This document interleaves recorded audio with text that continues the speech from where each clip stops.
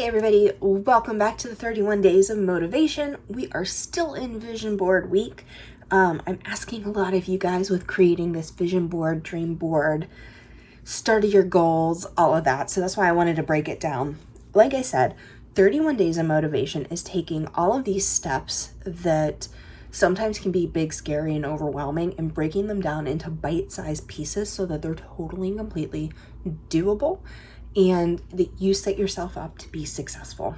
So today we are taking all of those main focus areas and diving deep. One thing I totally forgot to mention a couple of days ago when we were talking about the vision board is I created 6 words for the vision week. So day 1 was visualize. So that's when we were sitting there and we were thinking about what our dreams were, all of that.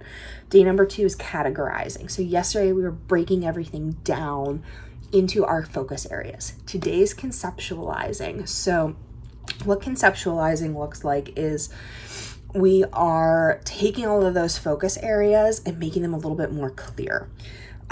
Tomorrow is going to be what I call gather up. So this is going to be research mode a little bit. Friday, day 5, I don't know.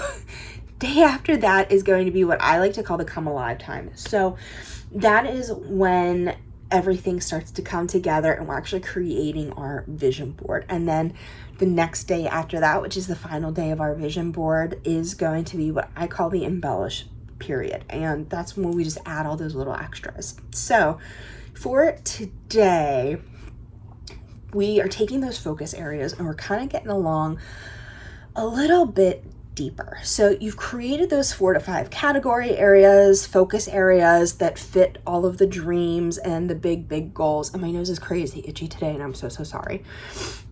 So what we're taking is we're taking those focus areas and we're getting even deeper to make those goals.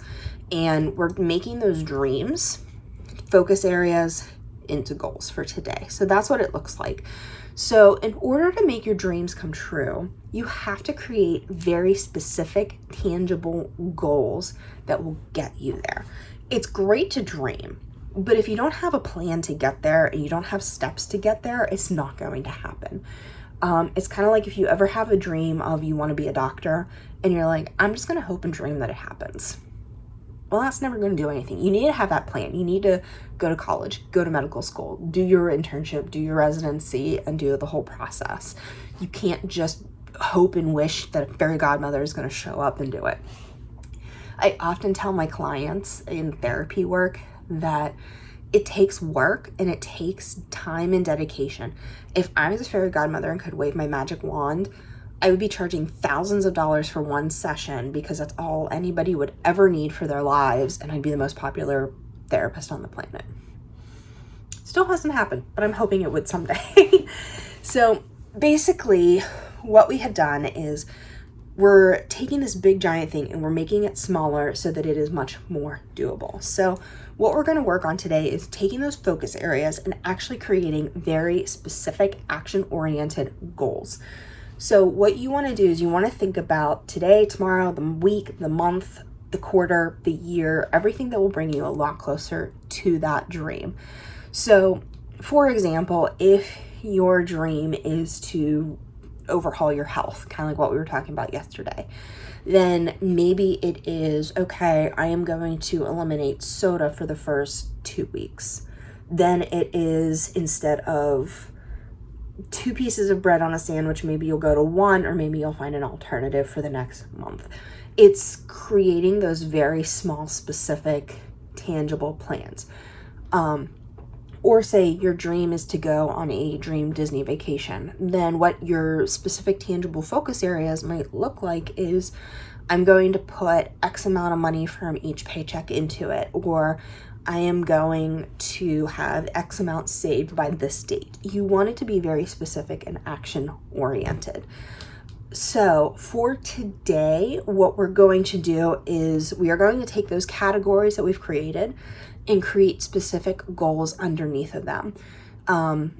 it's really good to start with one big goal and then maybe 2 to 3 smaller goals that don't make it as overwhelming. So for example, yesterday we were talking about how I had plans for my brand and my business and everything. And let's say, for example, my goal is to be able to monetize my YouTube.